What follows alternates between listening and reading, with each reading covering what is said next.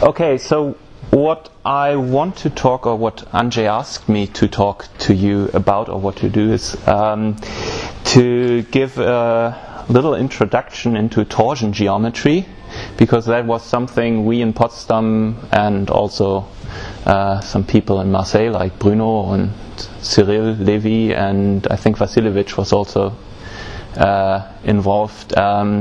Well, what we looked at is some generalization of the whole scheme we had been shown in the morning sessions to some sort of, or some class of more general Dirac operators, so Dirac operators with torsion.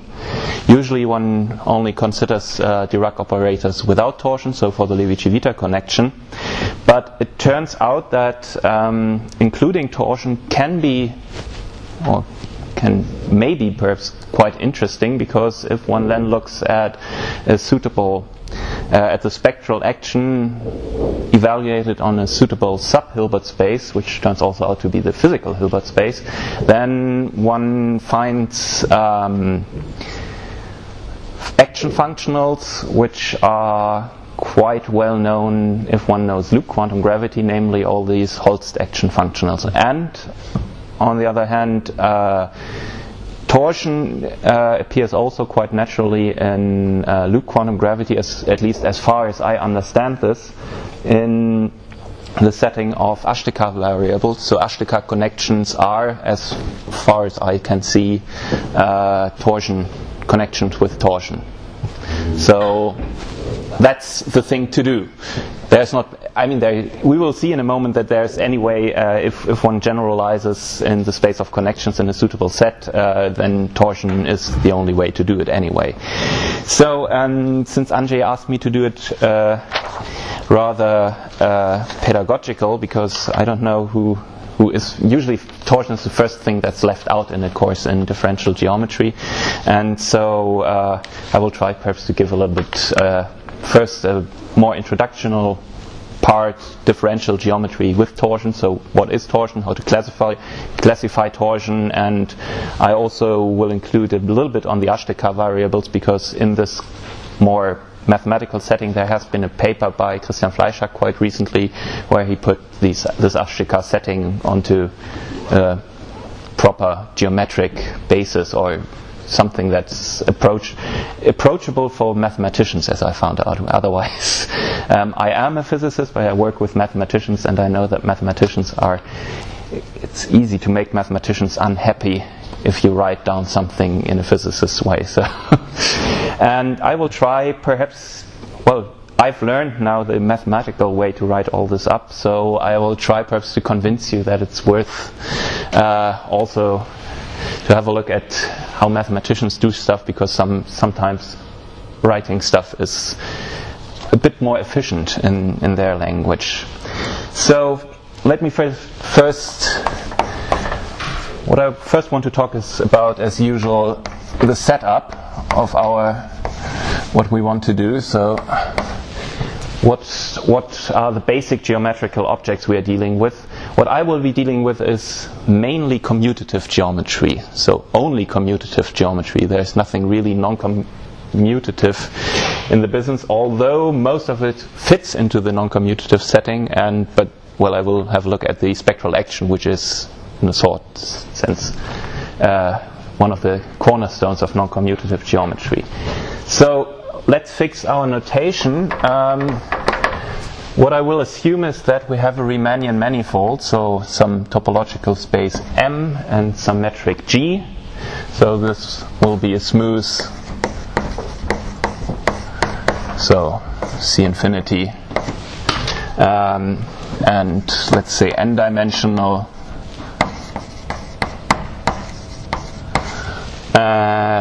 Riemannian manifold, yes.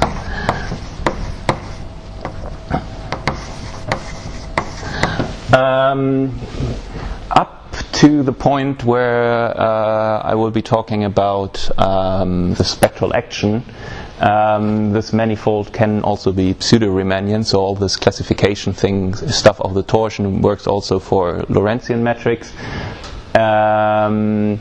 as soon as we need Dirac operators, we will assume, of course, that our manifold is spin, and for spectral action, we will again assume that it's a compact 4-dimensional Riemannian spin manifold. So the basic Euclidean setup, and so.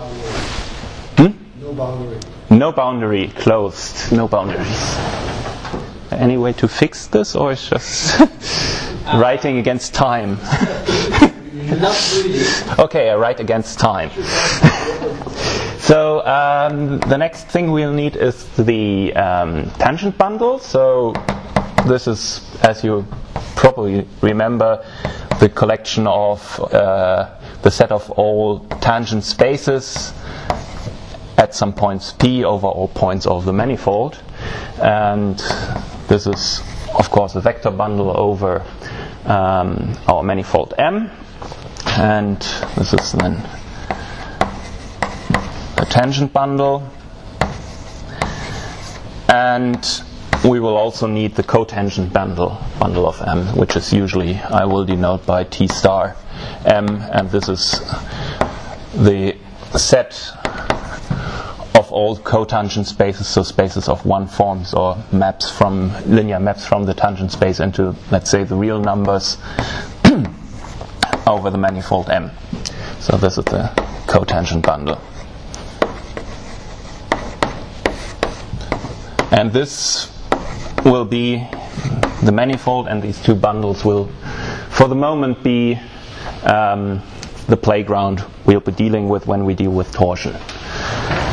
Now, Since you have metric, you don't need to distinguish between tangent and cotangent. You assume a metric, so you don't need to. Yes, I know.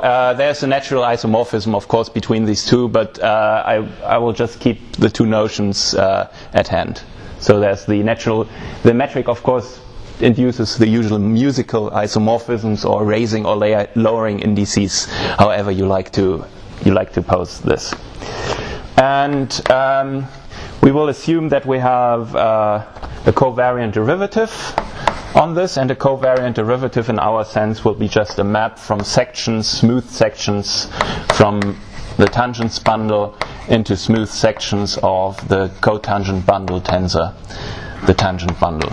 At this point, strictly speaking, I also don't need a metric.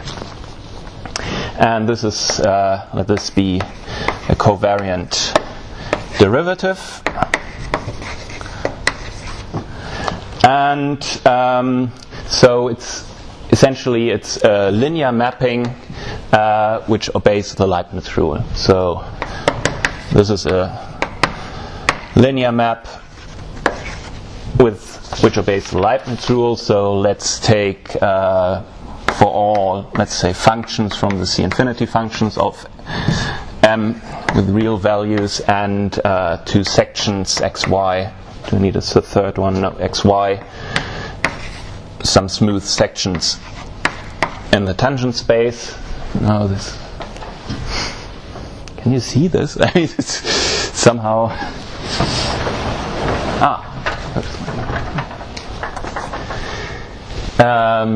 That we have, well, first of all, a Leibniz rule. If I multiply a function with a vector field, then I get the differential of the function tensor, the vector field, plus the function times the covariant derivative of the vector field.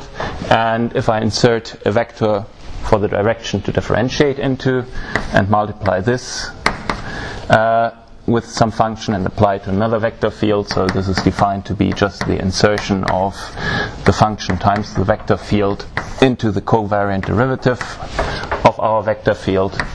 So this is then by definition, just by linearity, just function times covariant derivative in direction x of the vector field y.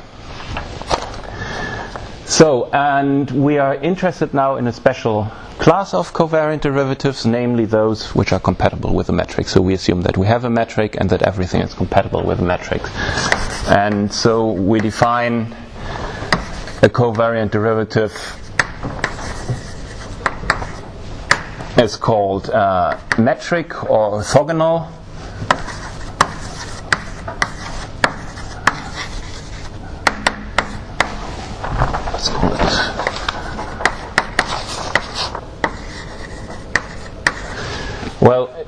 if we have that for all,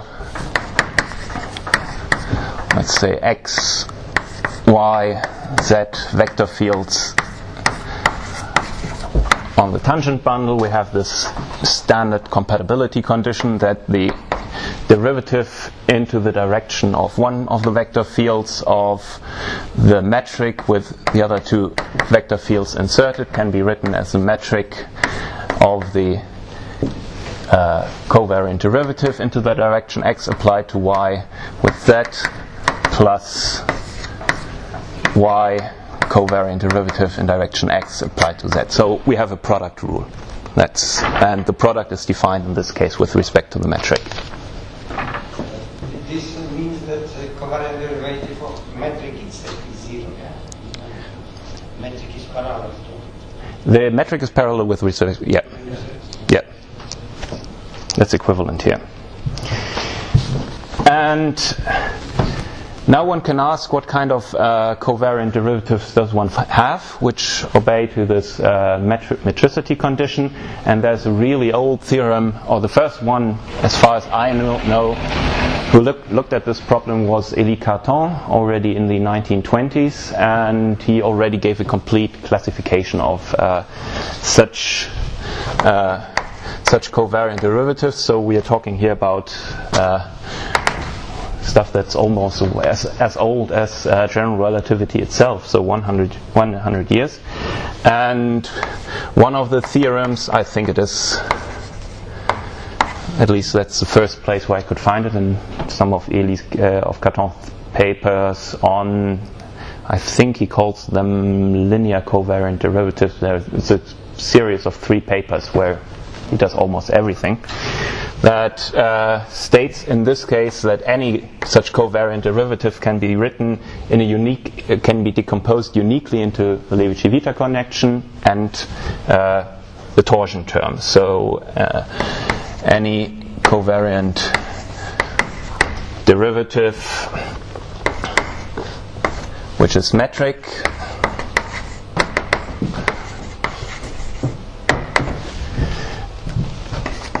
can be uniquely decomposed as follows.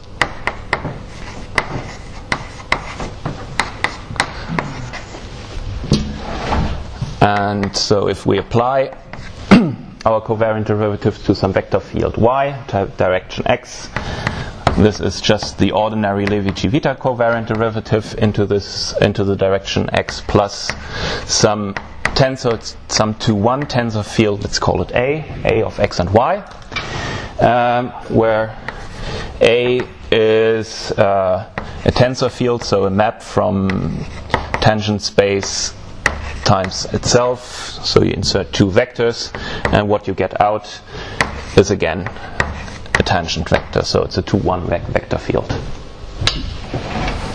or 2-1 tensor field, so 2-1.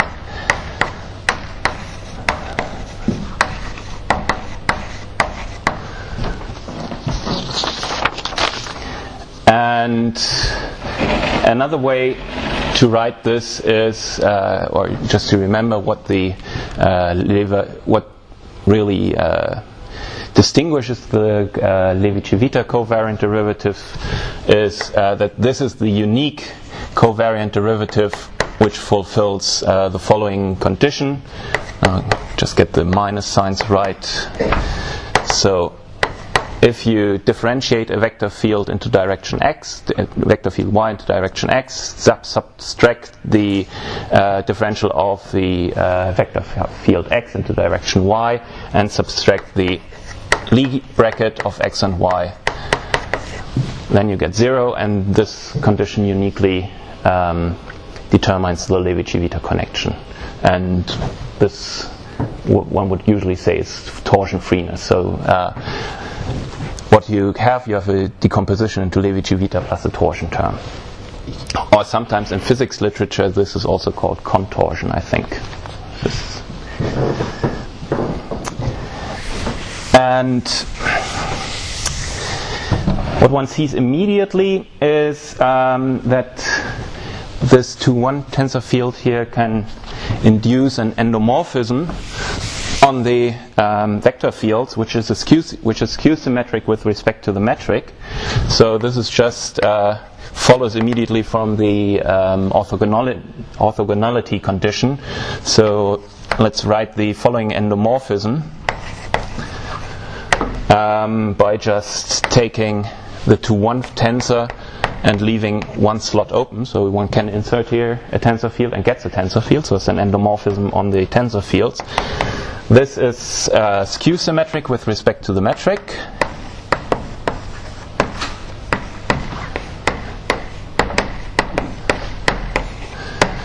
And this means that if we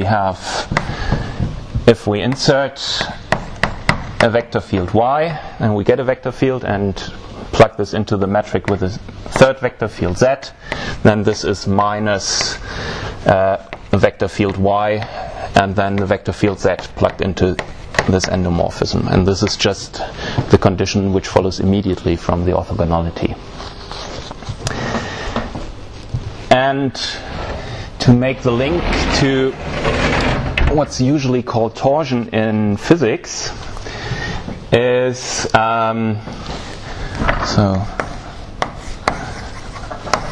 the usual torsion tensor in physics is, I will write it as A tilde. It's also a 2-1 tensor field, and this is usually, well, the defect of the covariant derivative to be Levi-Civita derivative. So this is vector field y differentiated into the direction x minus vector field x differentiated into the direction of y minus the Lie bracket of x and y. And if one does the calculation, inserts this split here, then one knows that for the Levi-Civita bit this just drops out, and so we are essentially left with Ax, with the antisymmetrization of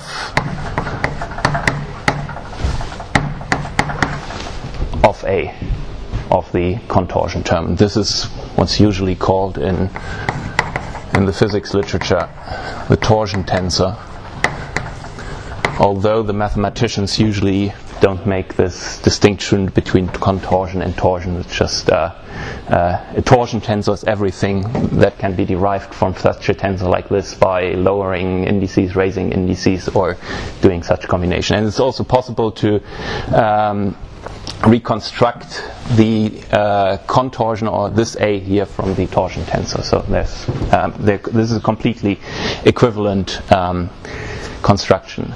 And of course, and a normal, this would be the point in an ordinary differential geometry course where one puts torsion to 0, which is a perfectly sensible thing to do, of course, because the Levi-Civita connection is unique and one prefers to work with unique objects in the first place. So here we will now keep the torsion tensor A arbitrary and see what we can do and where we can go from here on.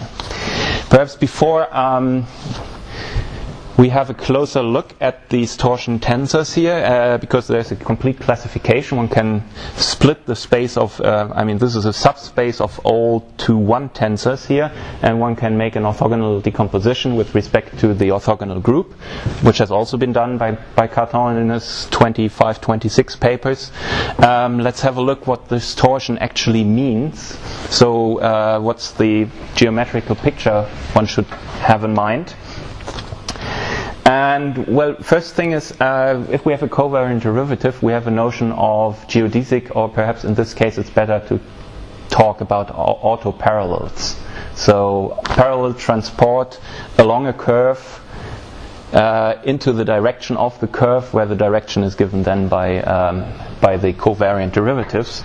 So if we are talking about an autoparallel, or say geodesic, we're talking about a curve from, let's say, some open interval into our manifold, so some line which fulfills the following equation.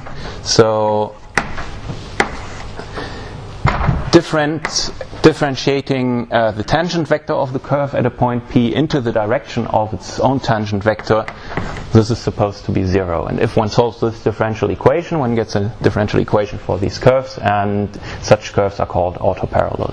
And along such curves one can then transport vector fields. And if one just does this for a vector field with non-vanishing torsion, then one finds the following. Let's start at some point P in our manifold, and let's take two vectors roughly orthogonal to each other, and then start, let's look at the geodesic defined by this vector here. So we take a geodesic which has as gamma dot at point P this vector as its tangent vector, and go somewhere into this direction, and let's parallel transport this vector into this direction, and then we end up with a vector, I don't know, looking like this.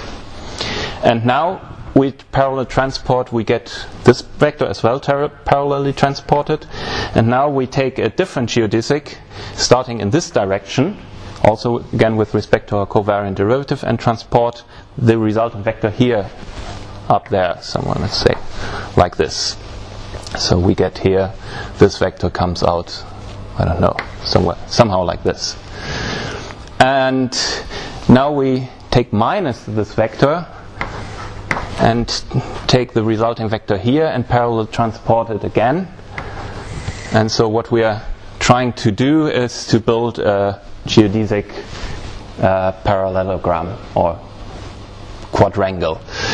And then we end up, let's say this vector came out here, so this vector comes out somewhere here, and then we take again the other vector and transport it down along this direction, so minus the other ones, and we end up somewhere, let's say at this point P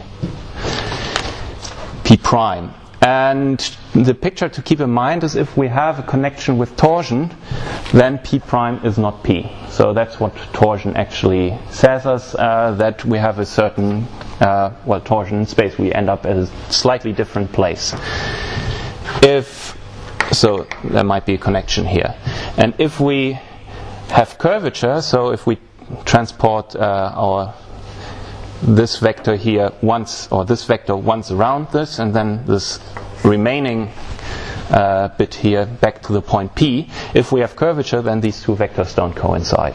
So torsion tells us that our geodesic quadrangles don't close, and curvature tells us that transporting everything once around is not, we don't get the same vector, and the difference measures the curvature. So that's a geometric picture to keep in mind.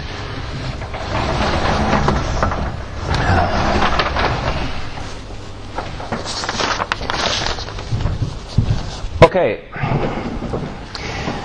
now let's have a look at the classification of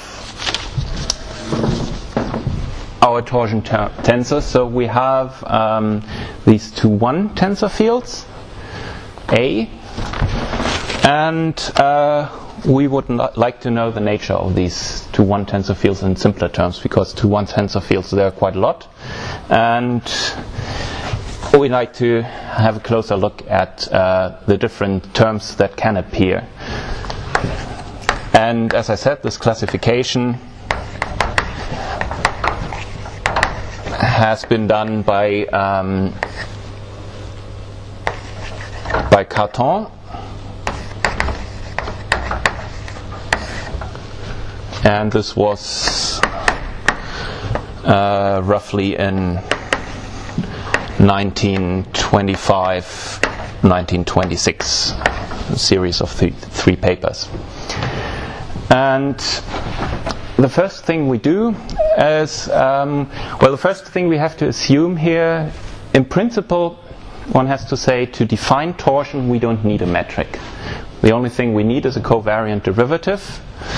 And then to say, and then we can see that we can do the transport here, we need the torsion to define the metric to define the 2-1 tensor. In evidence, we need to say what the Levi-Civita connection is, and to know what the Levi-Civita connection is, we need the metric, because it's given with respect to the metric. And so what we have now is we have a covariant derivative with torsion potentially, and we have a metric. And the first thing we define is the space of 3-0 torsion tensors, because they are much easier to handle. And we define these 3-0 tensors by just contracting the torsion with a metric, or one could say by if we see this here as a 2-1 tensor, by lowering this index here to get a 3-0 tensor too. So we get something where we can enter 3 vector fields and get a number. So we define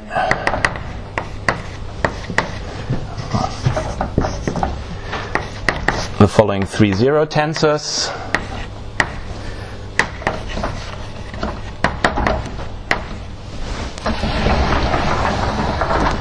With 3-0 torsion tensors.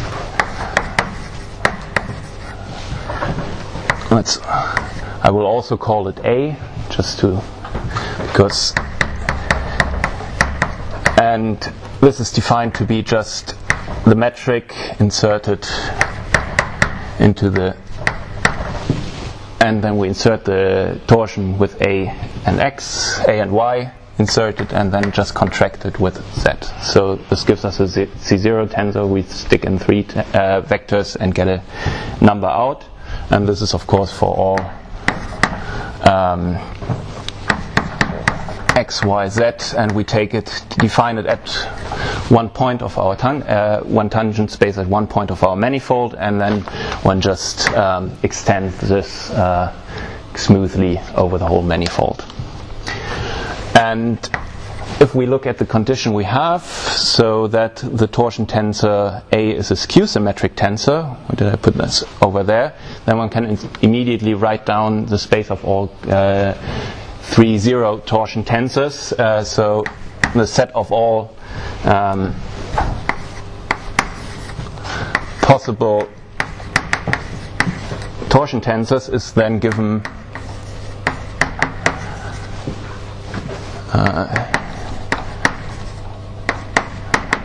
is then the following set. Let's call it T of the tangent space at some point, and this is then the set of all 3-0 tensors. So I just write it perhaps like this. So this is just third tensor power of the cotangent space, and then we have to include this condition that is a skew-symmetric tensor. So we have that A of X, Y, Z equals, and then we can interchange the Y and the Z and get a minus sign for this. This is just a Q symmetry, so this is minus A of X, Z, Y, and this is for all X, Y, Z in the tangent space. And so this space of 3-0 torsion tensors is of course completely equivalent to the space of all 2-1 torsion tensors, and we can recover one from the other simply again by raising one of the indices here, so using one of the isomorphisms to the last entry.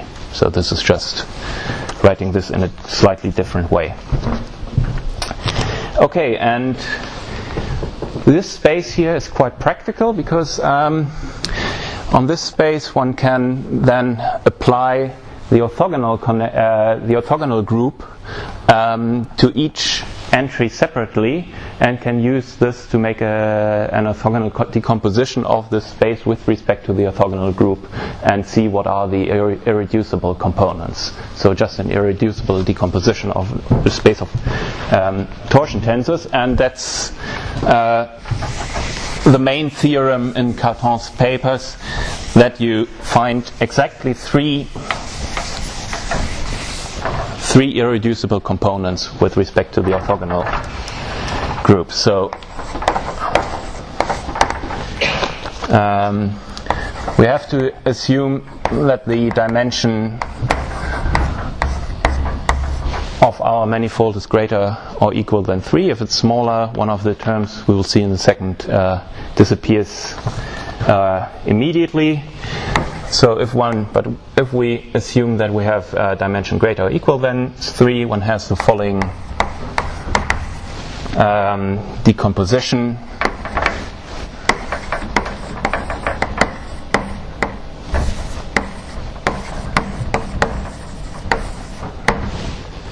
Of this space of torsion tensors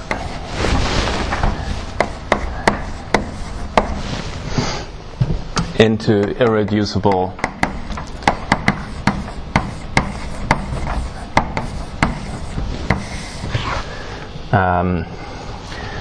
let's call it orthogonal group of the tangent space, or OTPM. This could be, well, what kind of orthogonal group this is depends, of course, on the metric, whether it's Lorentzian or Riemannian. So of such irreducible subrepresentations with respect to the metric. And we can write it like this. We have 3 components. TP. Let's call the first component V. This will be suggestive for vector-like part. Then we have a second component. Let's call it, what did I call it? T. This is non-suggestive for totally antisymmetric part. And there's a last component with a C, and this stands usually for the Cartan type torsion. And let's have a look at the 3 components. They can be given then explicitly. So TV, so the vector-like torsion. This is the set of all torsion tensors with respect to the following condition: that we have, that there exists a vector field V such that for all x, y, and z vector fields we have the following. We can write our vector, our torsion 3 form in the following way. So A of x, y, and z can be written in the following form. Take the metric, insert the vector fields x and y, and multiply this by the metric with v and z inserted, and then we have to include the skew symmetry. So we subtract from this the metric with x and z inserted, multiplied with the metric with v and y inserted. So what we see here is that this 3-0 term can be completely specified by a vector field. The second one is the totally antisymmetric, or so-called totally antisymmetric torsion, and there, well, the name gives somehow away how this component is built. Namely, it's the part which is which is given by totally antisymmetric tensors. So this is defined to be the set of all torsion tensors which are not only antisymmetric in the last 2 indices but also antisymmetric in the first 2 indices. So for all vector fields x, y, and z, we have the following: that A of x, y, and z is minus A of y, x, z. And together with the antisymmetry in the last 2 components, this is sufficient to say that A is a completely antisymmetric tensor. And the last component is, in a way, what's left. This is a slightly, well, how should one say, unpleasant component. It's the rest, but it also can be specified in quite a clear way. So let's take again 3 vector fields x, y, and z, and for them we have the following conditions. I'll probably start a new line. First of all, we have a cyclicity condition. So the cyclic trace, in a way, of the we have a one has a Bianchi identity for the torsion tensor. So we have that A of x, y, z. So the cyclic sum plus A of y, z, x plus A of z, x, y equals 0. That's the first condition, and it's a completely trace-free tensor. So we have that the trace in the first 2 components of this tensor is always 0. So this immediately implies, with this condition and the antisymmetry, that the trace in any 2 components, with respect to any 2 components, is 0. And if one remembers perhaps a little bit of differential geometry, these are the conditions which are almost the conditions of a Weil tensor. So this, in a way, this Cartan type torsion is closely or looks a little bit like a Weil tensor. Of course, it's a 3-0 tensor, not a 4-0 tensor. And from this we can get the following corollary. Because this decomposition is unique, this tells us that we can always write, or that for any connection we can always uniquely find a vector field, a 3-form, and a tensor of Cartan type to decompose this torsion into.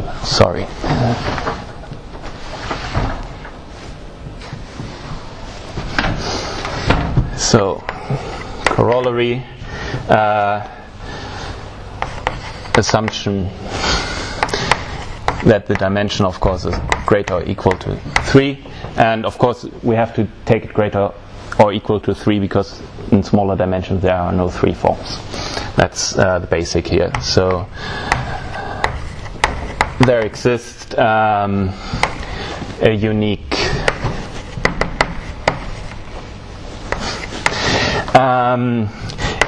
vector field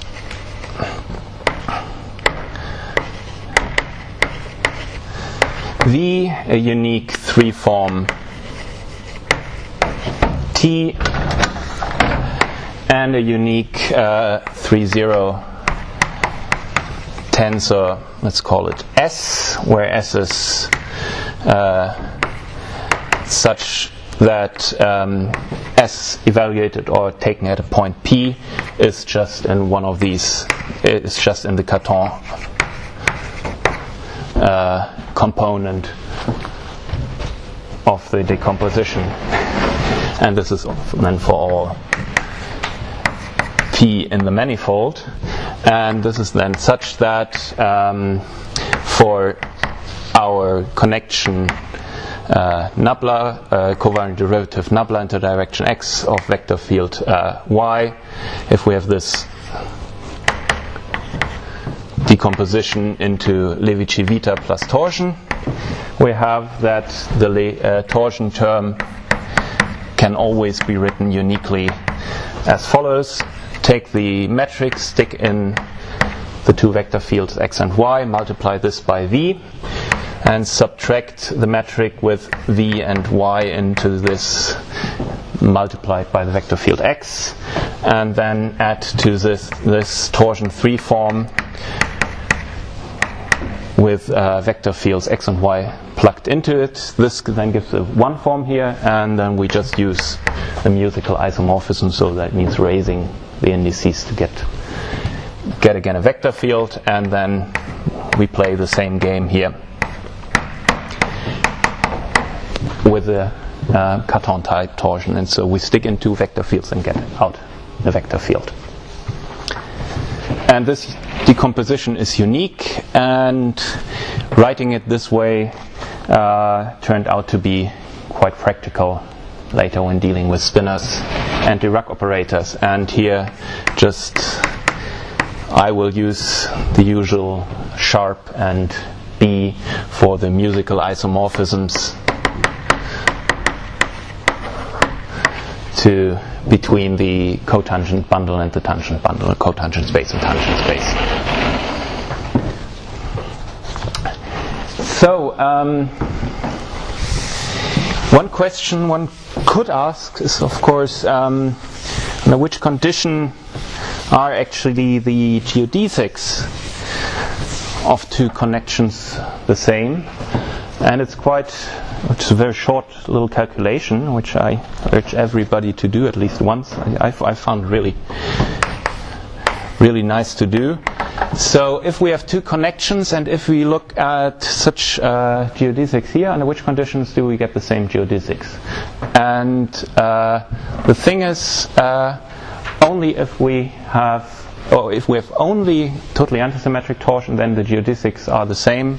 The other two torsions will usually give us different geodesics. So the geodesic equation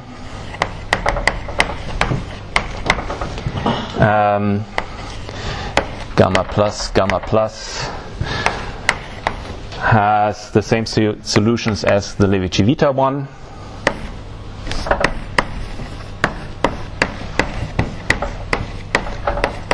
So everything with G, gamma plus, there should be 0 here, gamma plus equals 0 if and only if the vector-like part is 0 and the Cartan type torsion is 0. Then we get the same geodesics. And this is usually for physicists a very good reason to say, okay, let's throw out everything but the totally antisymmetric torsion. For the moment, I will do neither, but keep all of them. And one of the reasons why I keep all of them is perhaps, or first of all, because it's more general. Secondly, it's because I'm not at all sure which kind of torsion turns up in the Ashtakar variables. There has been a recent work by Christian Fleischhack where he formalized Ashtakar variables a little bit more. And I found this quite nice, and that's why I think I should perhaps tell you how these Ashtakar variables work. And if somebody can tell me whether the torsion appearing in Ashtakar variables is totally antisymmetric, vectorial, or whatever Cartan type, I would be quite happy. I have a hunch, but this is only a hunch, that it's actually totally antisymmetric. So let's define real Ashtakar variables. And real is because this famous Barbero-Emirse parameter in this case is real.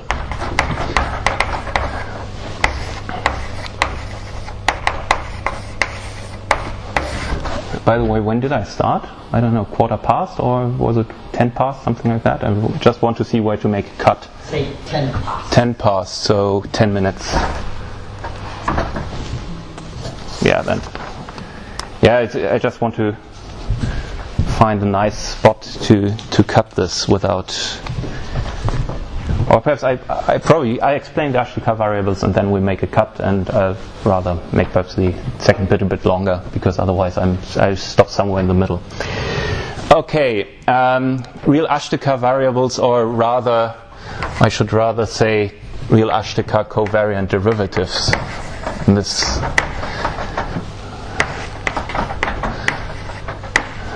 So the first thing we have to assume is that we can foliate our manifolds, so that we can do some 3+1 split. That's the basic thing. So we have something like an ADM formalism, and we have to restrict here.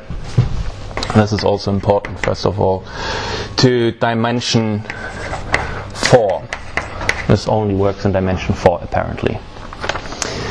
And so we let's assume we have a 3+1 foliation. And to make things a little bit simpler, I will assume for the moment that our manifold is just real numbers times some three-dimensional bit. So the dimension of this M is some three-dimensional Riemannian manifold. And let's take a point P in our three-dimensional space and define a frame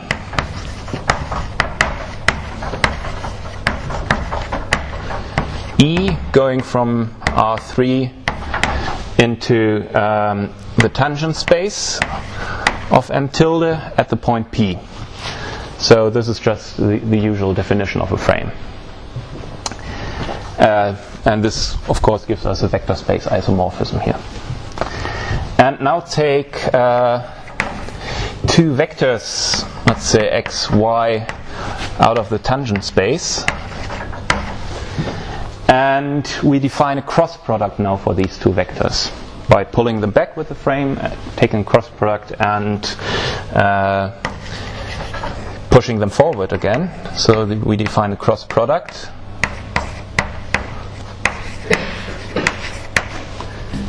And this is defined x and then dot y. And, well, we pull back the vectors with the frame. So then we have two vectors in R3. Here we have the standard cross product. And then we push them forward again into the tangent space. And this is, I think at least, this can also be written in the following way. We take the Hodge dual of the wedge product of the one forms induced by x and y. So then we get here, this is a two form. Taking the Hodge dual in three-dimensional space gives a one form. And then taking the musical isomorphism again to get a vector field. I think this is the same thing actually, but needs to be proved, I guess. This is just it is also in the paper of Fleischhack, but I couldn't see the proof, so perhaps here need proof just to formulations with the The original formulation is which one? The one with product, right? This one here. But I mean, this is just taking. I mean, the cross is just the wedge in three-dimensional space, and applying these isomorphisms is just using a natural isomorphism in R3 and pushing things around. So there's nothing. That's the only sensible definition. Very lazy question, but in the first definition, the one with the e to the minus 1. Yes. Do you need the metric for the space-time? Because in the second to define the Hodge dual, you need a certain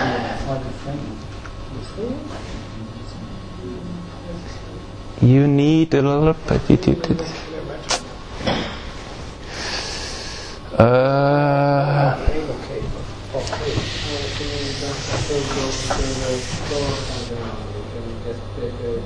Yeah. Yeah. Yeah.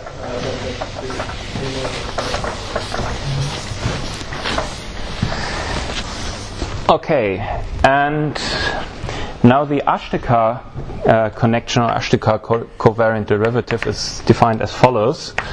So the Ashtakar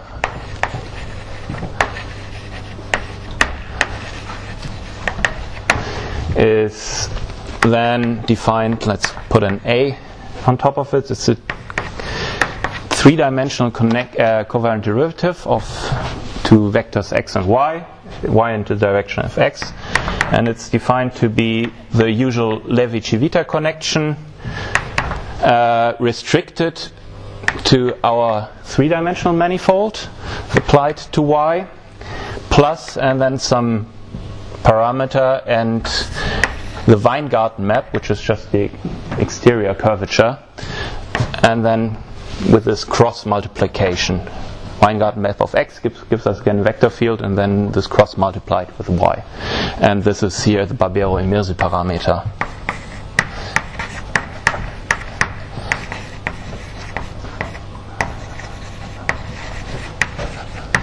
I would guess that was known before in loop quantum gravity, and Fleischhack just put it in a nice form. But this is a guess. And as a remark, first of all, this induces then a four-dimensional covariant derivative, which is assumed to be metric, and I hope it is.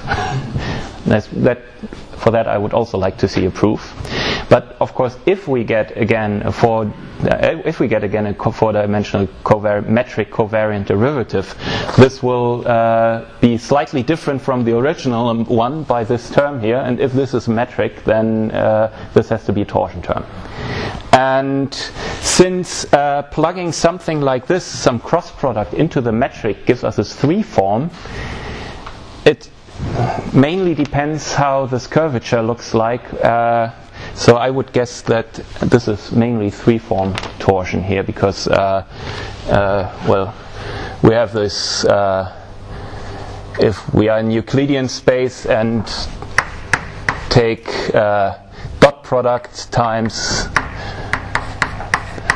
cross product, this is just the determinant of x, y, and z. So this gives us just a 3-form, and so taking building a 3-0 tensor out of this would probably give 3-form bits if w is constant and somehow just multiplication with a vector field or whatever. So I would guess that mainly 3-form bits, perhaps vector bits. Wouldn't go for torsion, for Cartan type torsion, but I don't know what the exact where these components are of this, but at least there should be torsion in the game, or there is torsion in the game. Could you be a little more precise? What's W exactly? W is the Weingarten map. W is defined by mapping a vector field X. So this foliation here gives you a normal. And so what you do is you map X, which is a vector field in the 3-dimensional bit, seen as a 4-dimensional vector. So you just add trivially one component, and then you take the 4-dimensional Levi-Civita normally derivative of the normal, and this defines you a map from into Shape operator. Yeah, it's a shape operator, yes. And this defines you a map. Then again, this defines you the Weingarten map. I mean, it's a map from tangent space to tangent space, and it gives you the shape of the 3-dimensional manifold. So the exterior curvature with respect to this foliation here, and the foliation comes in via the normal vector. What kind of a parameter? I missed when you were talking about the gamma. What kind of a parameter is that? This is called Barbero-Immirzi parameter. It's just put in.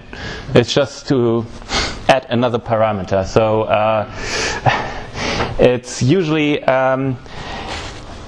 when one lifts this to the spinor bundle, one can take the Barbero-Immirzi parameter to be complex here, of course, since we are dealing in the tangent. Since we are in the tangent space, it should be a real parameter. Intuitively, what does it mean?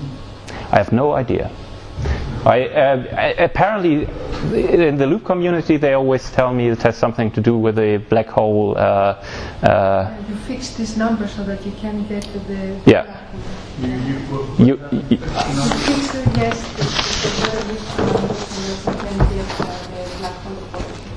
Yeah. But you know, when you have a manifold with boundaries, this is exactly what you do. Yes. Yes. You have this. A normal decomposition. The only thing you do is you add if you have a manifold with boundary, you get this with gamma equals 1. Yeah, but you have a foliation. Yeah, you have a foliation. You have put gamma equals 1. Yeah. This is just, and the only thing you do in loop quantum gravity, you add an extra parameter. But then, of course, it's not anymore the Levi-Civita connection, but something with torsion. And of course here's this cross product in the 3 dimension. I don't know how this exactly, it's not exactly the foliation, because I don't know what role this cross product thing here plays and how this comes exactly in. Specific to the dimension 4. Yeah, of course it only works in dimension 4, but this seems to be the thing with loop quantum gravity already at the geometric level, that it only works well in dimension 4. Just a little bit more. What's the metric on that? You just restrict it.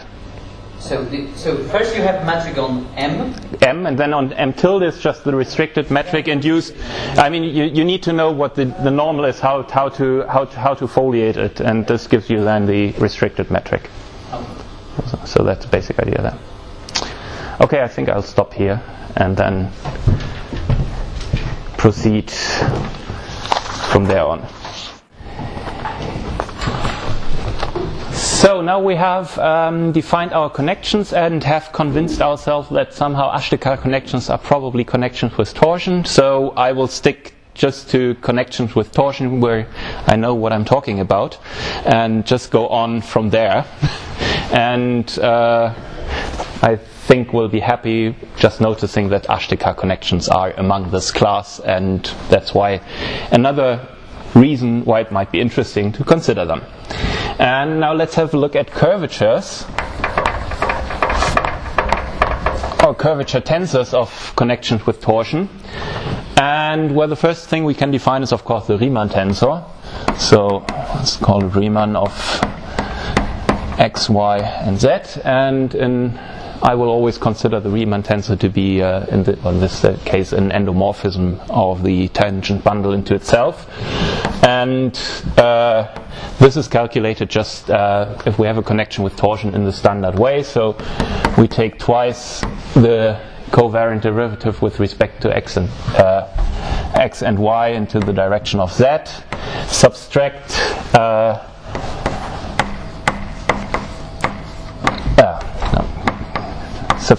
the derivative with respect to y and x of z, and then subtract the derivative with respect to the Lie bracket of x and y with respect to z.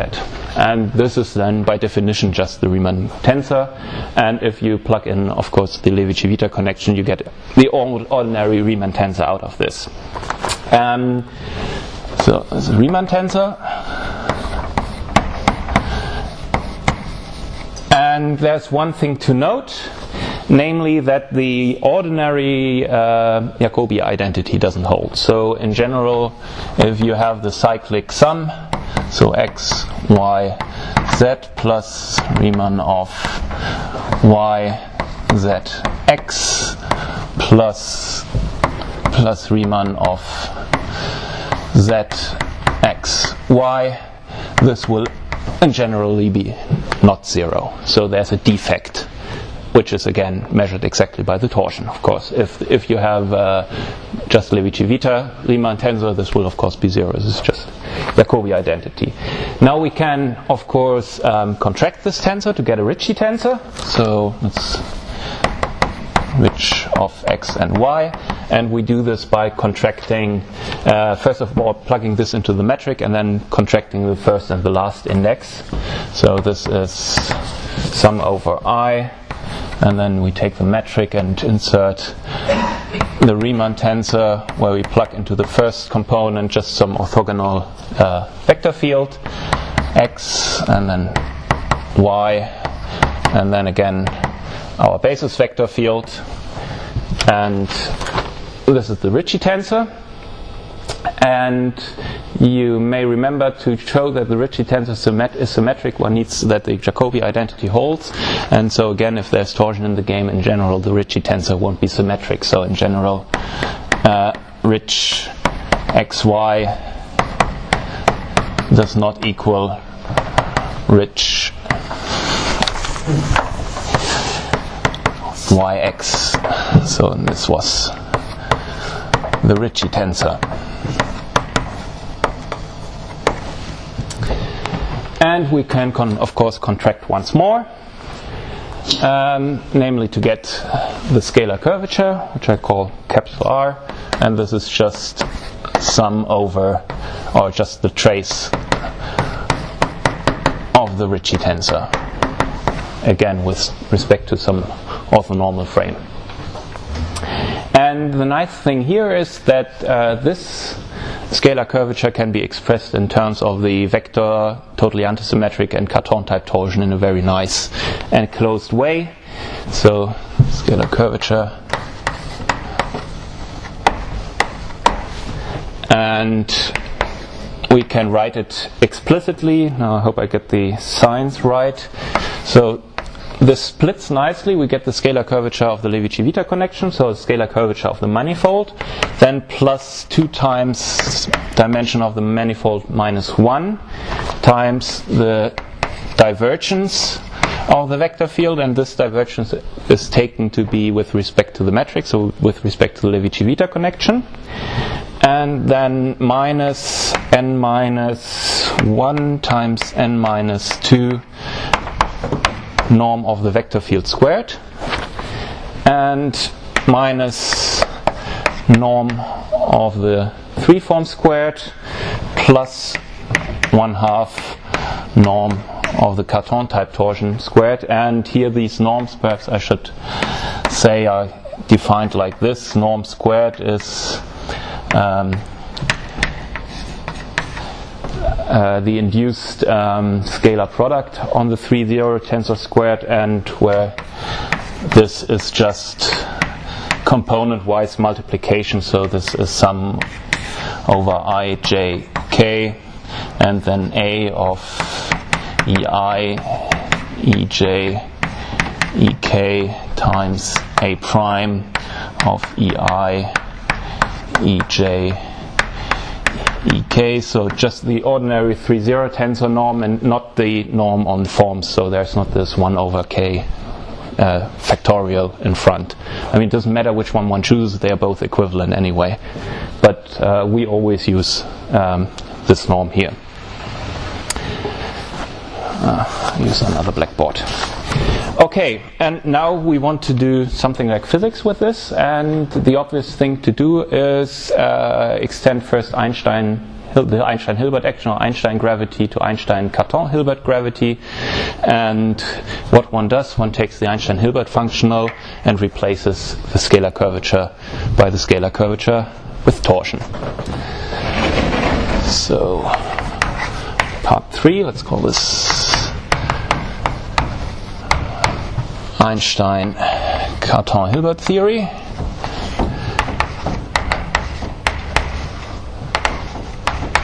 And perhaps I'll also add and Holst action. First Einstein-Cartan-Hilbert, and then I'll say something about the Holst action, which is one of the starting points of loop quantum gravity.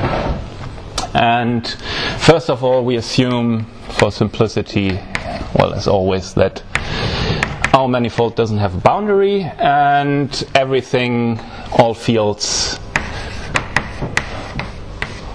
have compact support. So I don't want to be bothered with any boundary terms. And then the Einstein-Cartan-Hilbert functional is just defined. So Einstein-Cartan-Hilbert action of a covariant derivative nabla, and G comes also into the play, into the game, is then defined to be just the scalar, the integral over the scalar curvature, and then, since in this case also the sphere has positive scalar curvature with a minus sign, so it's just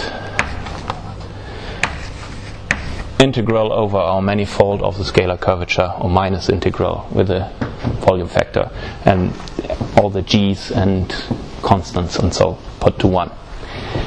And if we write this out and ignore the divergence term because, well, we assume that everything has compact support.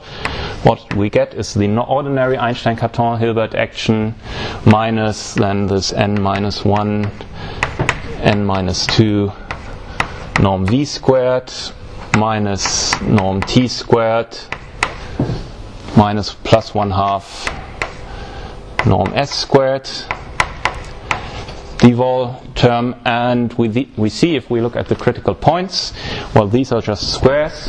If we use this Palatini formalism and look at the variations with respect to vector part, totally unsymmetric part, or Cartan part, well, this is just simple squares in the action, so the critical points will put all these three to 0, and we are left with the critical points of the Einstein-Hilbert action. As you said, if we keep the volume fixed or have some compactness assumptions on the supports, then we just get Einstein manifolds out. So from this follows that the critical points are given by M and the Levi-Civita derivative, where the manifold with G is Einstein, and all these 3 bits are 0. And this is a famous result already from, I don't know when it was written down first, probably around 1930, perhaps even when Cartan did his first calculations, and that's the reason why Einstein or why torsion was usually discarded, because it just gives algebraic equations which put everything to 0, and therefore torsion appeared to be rather boring. But in the loop approach, one uses a slight modification of the Einstein-Cartan-Hilbert action, namely, I think, because it's quite difficult to quantize that. So one does something, probably it's also somebody will kill me for that if I say that. I mean, in string theory, you have the Polyakov action and what's the other? I always forget the other name. Nambu-Goto action, and the Polyakov action is, I think, very, very difficult to quantize, and so you change it a little bit so that you get the same classical critical points. You go over to the Nambu-Goto action. In the same sense, you now change the Einstein-Cartan-Hilbert action and go to this add this Holz term and have something which is easier to quantize, but which has almost the same classical critical points. So to define the Holst action, let's first assume that we are in dimension 4, because the Holst action only exists in dimension 4. And then we define the Holst action for the connection.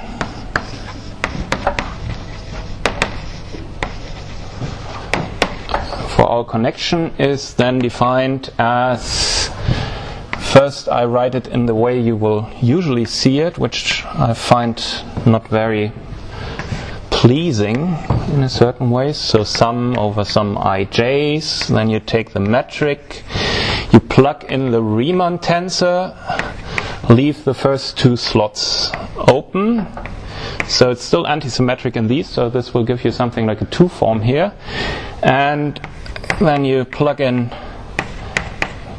2 orthogonal vector fields EI and EJ here, and so this is a 2 form, and so you wedge it with the covector fields, or better like this. So these are just the vector fields that give delta ij if applied to an EI applied to EJ, EI star applied to EJ is delta ij. And so this is a 4 form which one can integrate. This is a rather unpleasant form of a 4 form, and especially one doesn't see whether it's covariant at all. But one can write this all rewrite this nicely into a form which is obviously covariant. This integral over the manifold. M, we take the scalar product in this sense there of the 3-form torsion times the star of the vector torsion. So take the 1 form with a musical isomorphism, get a 3 form, then we can take the scalar product of these 2.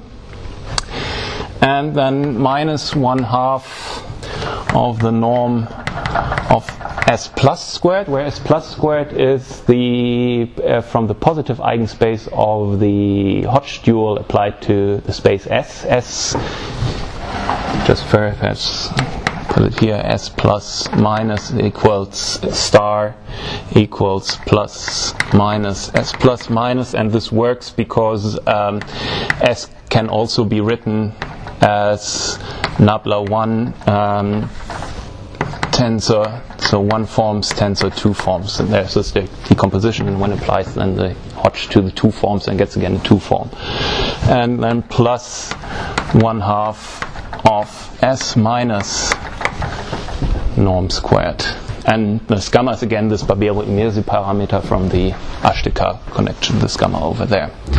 So we can write the Holst action like this, and actually what's in there is here there is also a plus a dt term, so another form. Vectorial torsion plays no role?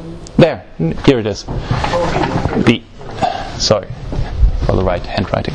And then there's a dt, but this drops out if we again have the right compactness action.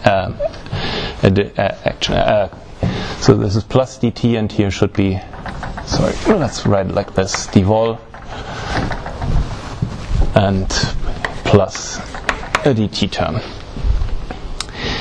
And this thing here, just to save me some writing, I'll write as 1 over gamma m rho h for Holst density to integrate over. But you see it's a perfectly well-defined thing. There's nothing. And it is immediately zero if the torsion is zero. So the Holst action contains only torsion terms. There's no curvature in this. So without torsion, the whole Ashtakar business doesn't make that much sense. One remark, we see it. Now we put it together. So we changed the Einstein-Cartan-Hilbert, or we changed the Einstein-Cartan-Hilbert action plus a little bit by adding the Holst action. And if we write this, then we get integral over m rg minus 6 times v squared. So this is just as n minus 1 times n minus 2 minus norm t squared, and then plus 1 over gamma this t times star vb, and then we get these terms from the Cartan type torsion, and we can also split Cartan type torsion here into plus and minus part, and what we get is 1/2 1 minus should be 1 over gamma here norm of S plus squared, and then plus 1/2 1 plus 1 over gamma norm of S minus squared, and that's all times dvol. And we see, first thing already here we can observe there's a critical value for gamma, and it's plus minus 1. And it's plus minus 1 because the plus minus 1, these drop out. But it's also plus minus 1 on the level of equations of motion. If it's not plus minus 1, then this action has again the same critical points as the Einstein, as the Cartan action, Einstein-Cartan action. So all the torsions are equal to 0. If we are on plus minus 1, then one finds that t equals plus or minus star v. So in general, one has torsion on the critical value points. So that's quite a strange behavior. So plus minus 1 are really critical points for this Einstein-Cartan-Hilbert plus Holst action. And this is why one usually takes the value away, so one has the same classical critical points. Okay, and in the next step I want to go now to Dirac operators with torsion, because what I want ultimately to show you is what comes out if one calculates the spectral action for Dirac operators with torsion. And what I want to recover is this Holst type action, which one does surprisingly recover.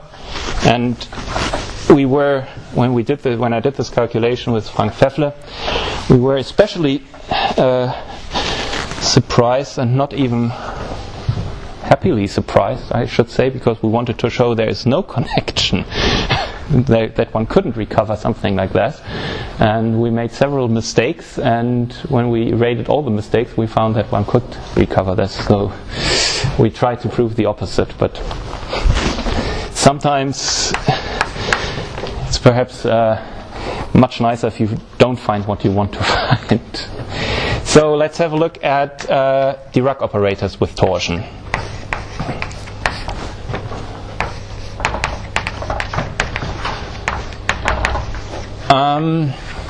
I guess I can be quite brief here, because it's a really straightforward thing.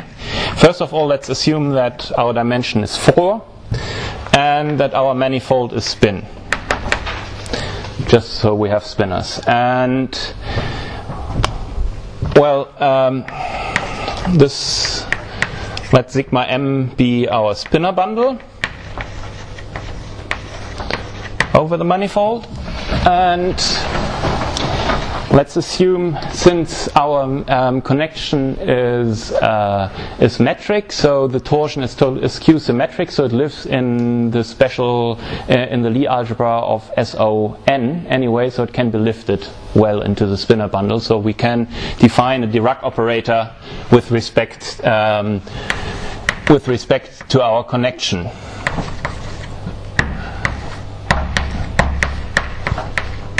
And we define it in the standard way. So let's call it d psi. This is just some basis vector field EI, Clifford multiplied with the lifted connection into the direction EI applied to some section in the spinner bundle. So this is just some spinner.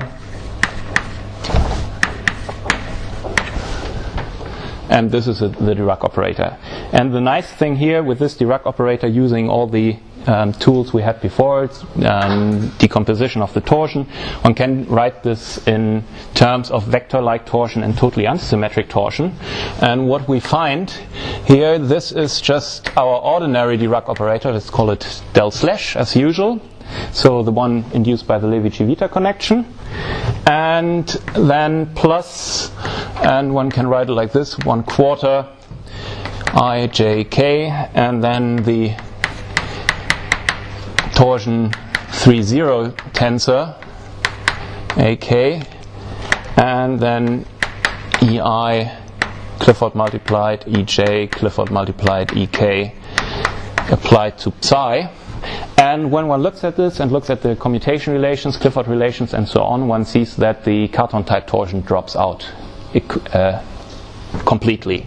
So this can be written as slash psi plus, and now I want to get the prefactors right, 3/2 plus the 3 form Clifford multiplied with psi minus 3/2 of the vector field vector torsion multiplied with psi. So it gets a really simple form, which is nice to work with. And the Cartan type torsion is out. So we cannot expect to recover the whole Holst action from this, because it contains the Cartan type torsion, but only this bit here, and we'll see this dt bit here.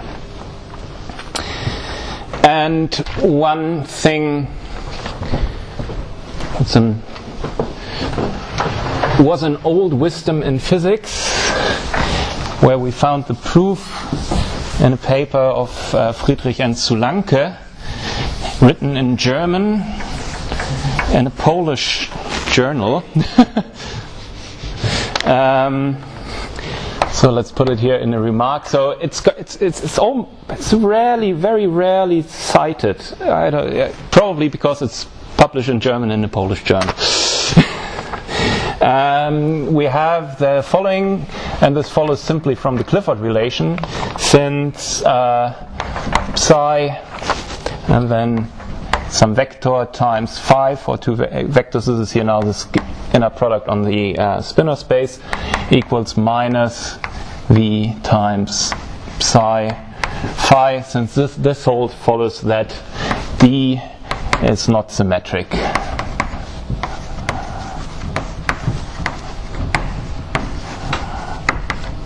And so this is not a Dirac operator in Con's sense, in the strict sense, but we won't be bothered with this for the moment, and just take it as it is and just ignore the fact that it's not symmetric. And now I will go. To have it symmetric, you need to put V0. Yeah. But since we want V in our final formulas, for the moment we keep it. And it's not a bad non-symmetricity in a certain sense, because it's a compact perturbation. It's controllable. So it just tilts the spectrum a little bit in the complex plane, and it's nothing bad, really. It should be controllable. Or it is definitely controllable. I don't know about what it does in spectral triples. That's the question. And now I need a blackboard that doesn't move by itself. So what we want to do is we want to calculate the spectral action. So as Bruno has told us, what we basically need is a Laplace operator. And we want a Laplace operator based on the Dirac operator. And for the Laplace operator to use the heat trace techniques, we want to use a heat kernel asymptotics. We need a self-adjoint operator. So there we need a symmetric one. But it's not difficult.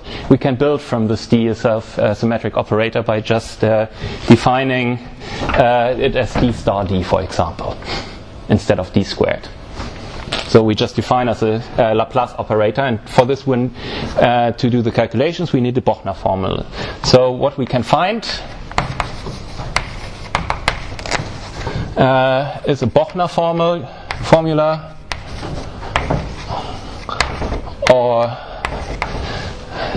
and I won't say Weizenberg, Schrödinger, Lichnerowicz, whatever formula. I will just call it Bochner because it's the shortest.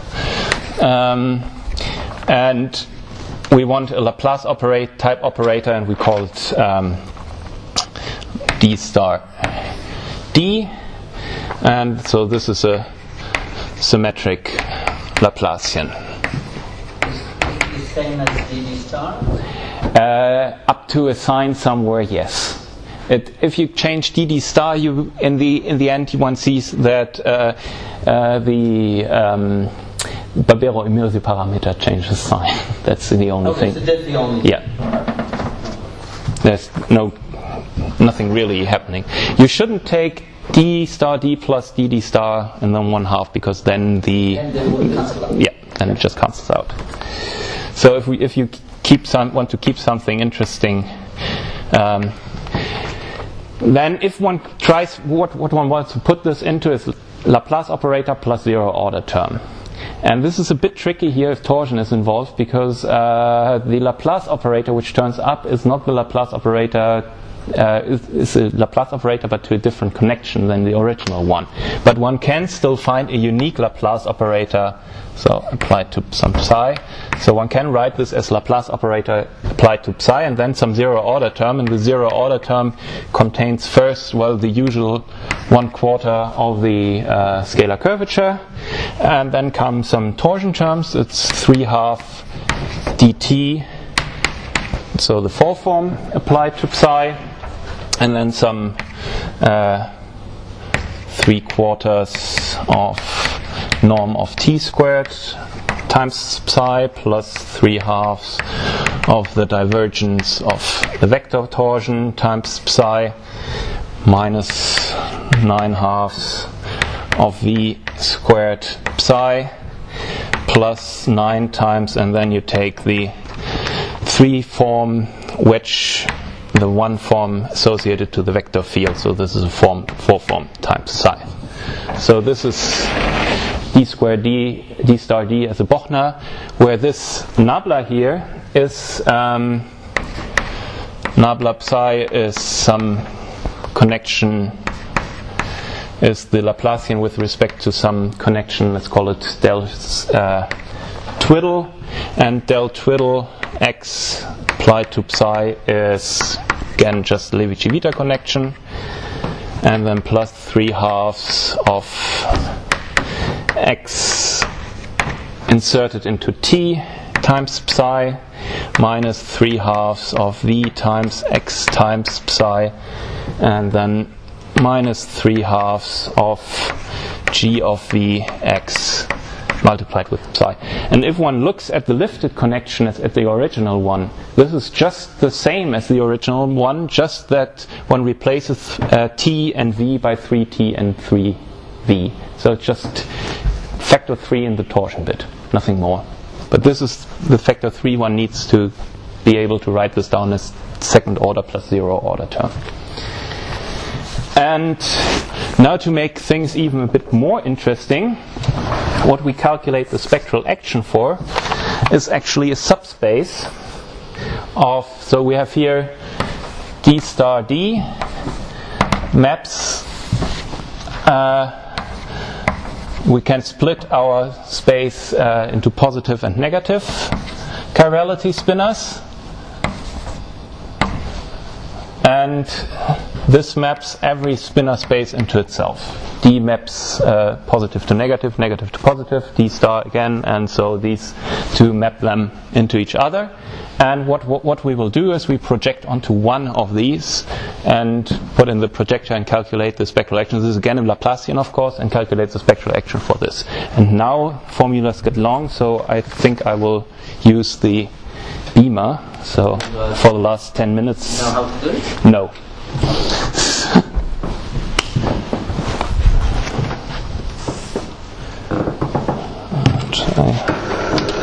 Oops. You have the yeah. essential part. The essential part, yes. Yes. How to recognize a Mac user. Yeah. Easy.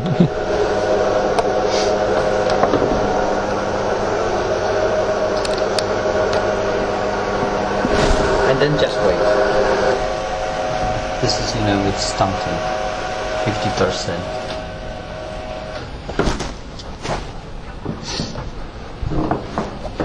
Do you have a beam, laser pointer? Okay, that's just the title again, and well, I have to point out I did most of this work with Frank Pfäffle from the now in Bonn at the moment. Pointer or just A pointer. Just a pointer. Mm-hmm.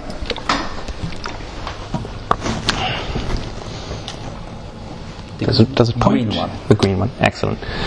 So again, this is our Dirac operator I just wrote down, and what we want to calculate is the spectral action. So some Laplace operator here put in, and then trace over some cutoff function over lambda squared. And what we are after are, in the end, this is the A0 term will always be just a volume, so that's not very interesting. What we are after are the second and the fourth Seeley-DeWitt coefficient in the expansion. And what we will take here as Laplace operator is our d star d, and for the first step, just a projection, let's say, onto the positive chirality spinors. And I just give you the results. What we get for A2 is just what we wanted. We get the Einstein-Cartan Hilbert action, and this is the Holtz density I just wrote down, but this tilde shows it's the action, the scalar curvature and the Holtz action with respect to the modified connections which appeared in the Bochner formula, so the modified connection which defined the Laplacian in the Bochner formula. So there's a slight change I don't really understand yet. It's quite remarkable. So this is just the Einstein-Cartan-Holtz action, and one sees that the Barbero-Immirse parameter, if one just pulls out this 1 over 96 pi squared, is plus minus 1. So if we just project here onto, without any particles around, if we just project it out, we get the critical value for the Barbero-Immirse parameter. So you said that if you project in the negative part, then you just get minus 1. So, and the same if you change from d star to d star d to dd star, it has the same effect. I mean, this is just these are just the chirality chirality acts in the game. And if we look at A4, the blue parts are the well-known parts. So here Euler characteristic, here's the square of the Weil tensor squared. And what we get as a new term is the first Pontryagin class of the manifold. This is one could expect. We get dynamical terms for the torsion bits, for the 3-form and the vector bit. And we get a coupling, this time's multiplication between scalar curvature and this Holtz density. So, and this is definitely not zero, so we can prove there are configurations on any manifold that this term is not zero. So this is neither a topological term, because it cannot be a topological term. There are just 2 on 4 manifolds, which are the Euler characteristic and the Pontryagin class, nor is it zero, so it's something that contributes to the action. What it actually does, and if it's interesting for loop quantum gravity, I don't know. So that would be something. Actually, John Barrett said there might be terms like this appearing in spin foams, 4-dimensional spin foams. But we still have to adjust the language so we can compare. Let's put it like that.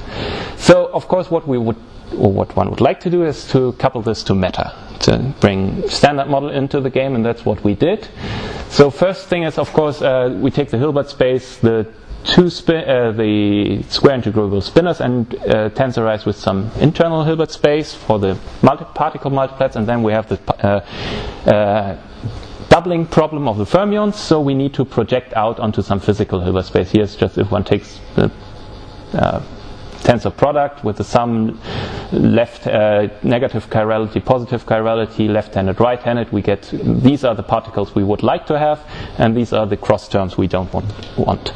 And so we just project onto these out, onto the physical Hilbert space out, call this projector again P, and as a Dirac operator we now take the Kohn-Shamsuddin Dirac operator, so ordinary Dirac operator here with torsion, then for the internal bit the one Dirac operator with the gauge connections, and then here gamma 5 times the Higgs endomorphism, where the details should be chosen with respect to the particle model one prefers. So the details are not so much of our concern, and the Laplacian we are looking at is then again d star d, this time with this Shamsuddin-Kohn Dirac operator, and we project out onto the physical Hilbert space. And now we do the same game again. Calculations get a little bit lengthier, but the A2 term is rather straightforward. One sees again Holtz density, scalar curvature, and minus a trace of the Higgs potential squared, so this is just the ordinary thing. But here now come in the ranks of the internal space, and the difference in this projection operator comes, of course, the chirality operator that defines what's left and right-handed in the internal space. And what one finds is, if one writes it in this way, so we have here the Barbero-Mirzi parameter, that the absolute value of the Barbero-Mirzi parameter is an absolute value of the rank of the internal space, the whole internal space, divided by the trace of the internal chirality. So if this model is completely left-right symmetric, as many left particles as right particles, this term just vanishes, no Holtz action. So without in the Kohn-Shamsuddin-Marcolli model from 2006, there is no way to get a Holtz action. You would need something like that, more left-handed neutrinos than right-handed neutrinos, or something like that. And we find that it's here, in this case, it's always bigger or equal to 1. I don't know, usually I think for black holes you have to get something like 0.3. So, but this is of course without running. There should be some running involved. But of course nobody could tell me how to do that. I mean, this is on the same level as renormalization of gravity in the end. And the A4 term looks a little bit more complicated, but only a little bit. All the blue stuff is again the standard model stuff, so the curvature of the gauge fields, kinetic term of the Higgs potential, fourth term, Weil squared. And what we find is again these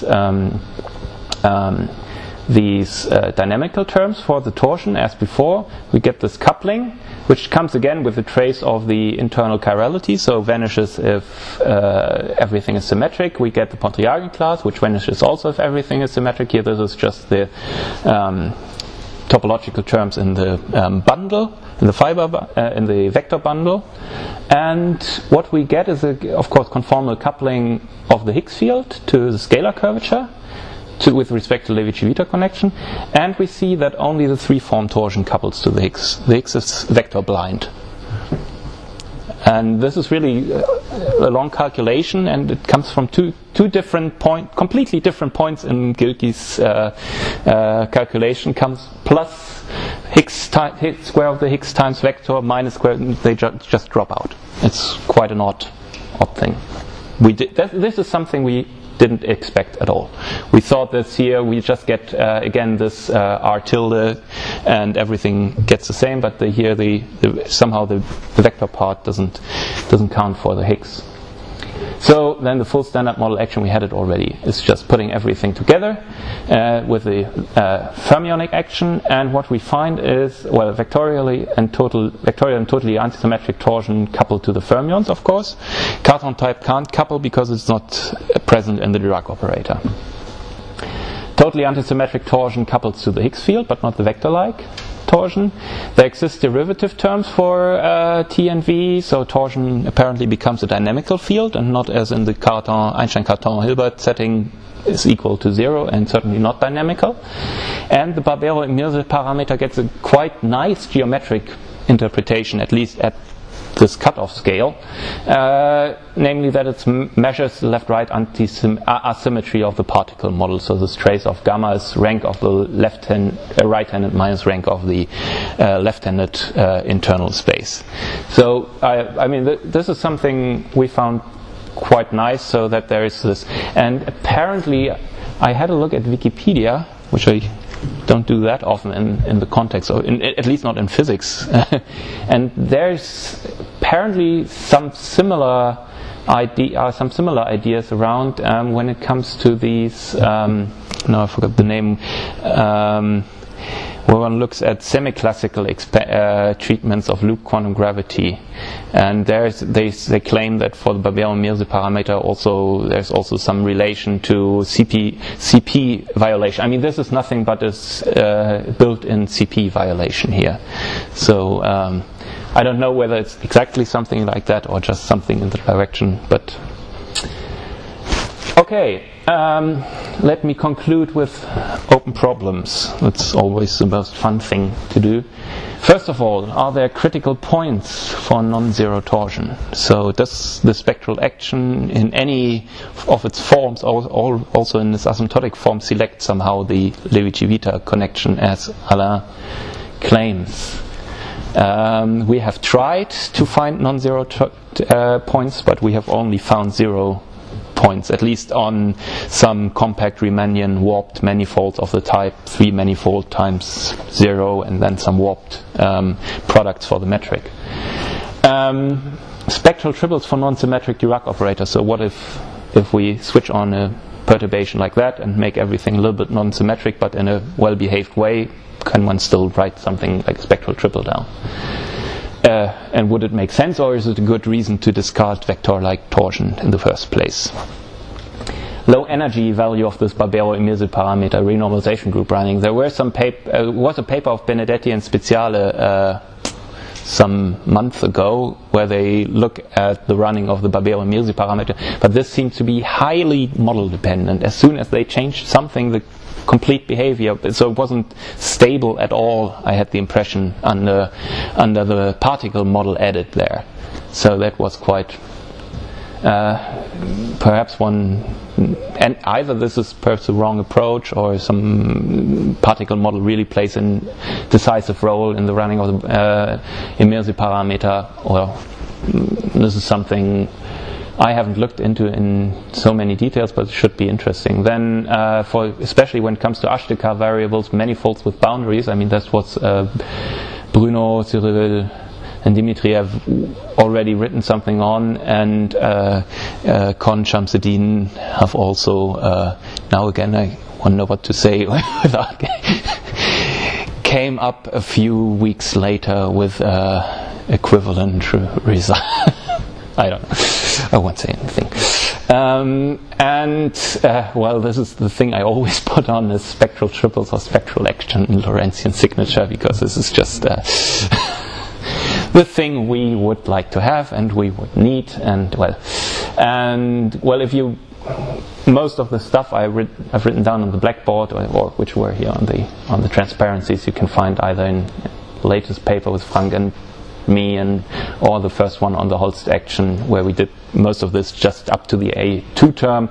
This is here complete proof up to the A4 term, and you will see that I left out a good deal of the calculations here. It's rather longish. Okay, I think I stop here. Thank you very much.